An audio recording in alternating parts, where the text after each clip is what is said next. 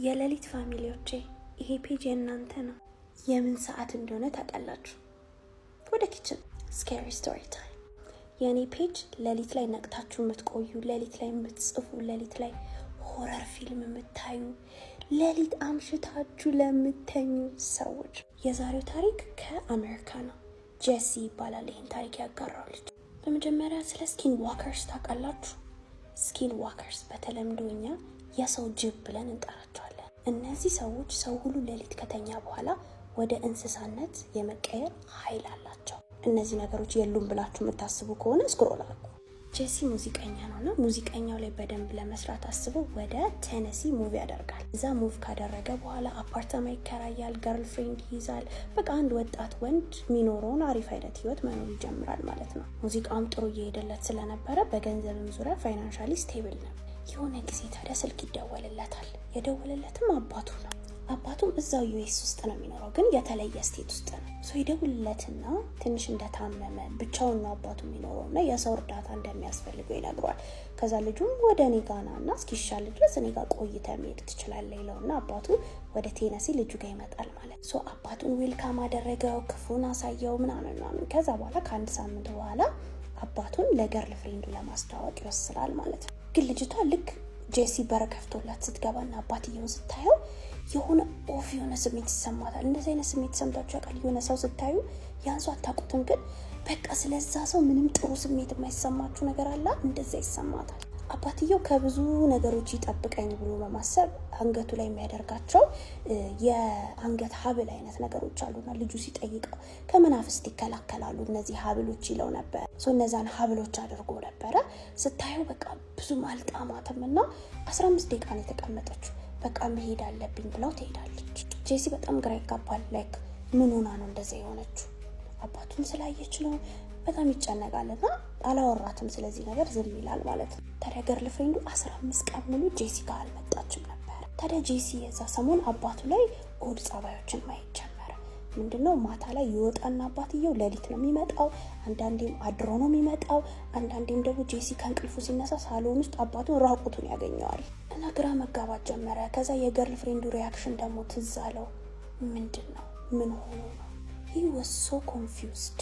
የሆነ ጊዜ ታዲያ ጄሲ ማታ ላይ እየመጣ በአንድ ሬስቶራንት በኩል ያልፍ ነበርና መሸትሸት ብሏል፣ ጨለምለም ብሏልና በዛ በኩል እያለፈ ሬስቶራንቱ መግቢያ በርጋ አንድ ሰው ይቆማል። የሬስቶራንቱ በረንዳ ጭምጭም ያለ መብራት ነገር እየበራበት ነውና ጥላውን ያየዋል ማለት ነው። ከዛ ፈጠን እያለ መራመድ ይጀምራል፣ ምክንያቱም ያ ሰው እየተመለከተው ስለመሰለው።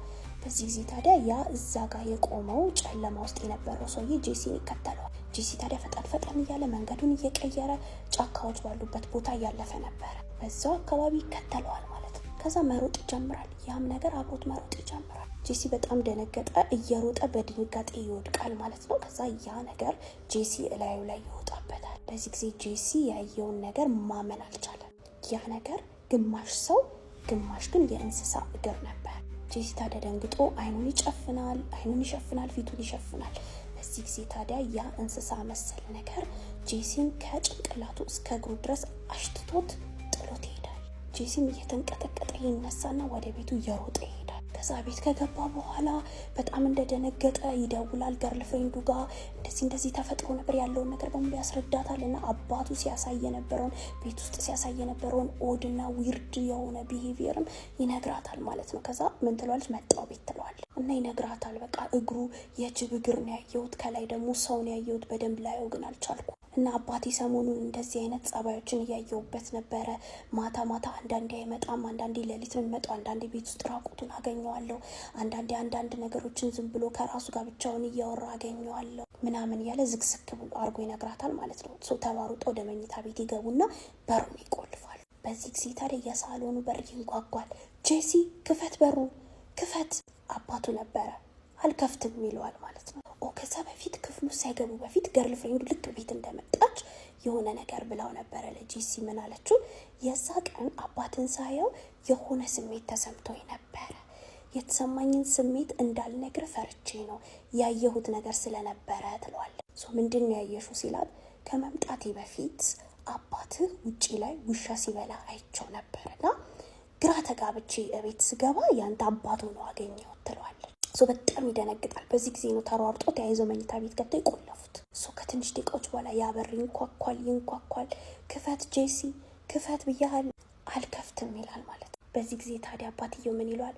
ጄሲ አልገባህም፣ የሰው ጅቧ እሷ ናት፣ የሰው ጅቧ ገርል ፍሬንድ ናት እያለ መጮህ ይጀምራል። በዚህ ጊዜ ታዲያ ጄሲ ሲዞር ገርል ፍሬንዱ ግማሽ ሰው ግማሽ ደግሞ የጅብ እግር ሆነ ያገኛታል። በሩን በርግዶ ከፍቶ ወደ አባቱ ይሮጣል። አባትየውም ያረገውን ሰንሰለት አንገቱ ላይ ያረገውን ሰንሰለት እያወልቅና እንደዚህ አድርጎ ሲያሳያት እየሮጠች ከዛ ቤት ትወጣለች። ከዛ በኋላ ታዲያ ጄሲን አግኝተውም አናግረውም ወደዛ ቤትም ተመልሳ አታውቅም። ታዲያ ጄሲን ታሪክ ሲያጋራ በሰዓቱ ማመን ከብዶት እንደነበረ ተናግሯል። ደህና ደሩ። ቲክቶክ ቪዲዮችን እየሸፈነብኝ ስለሆነ የኔን ቪዲዮ ስታገኙ ኮፒ ሊንክ ማድረግ እንዳትረሱ። ቶሎ እመጣለሁ።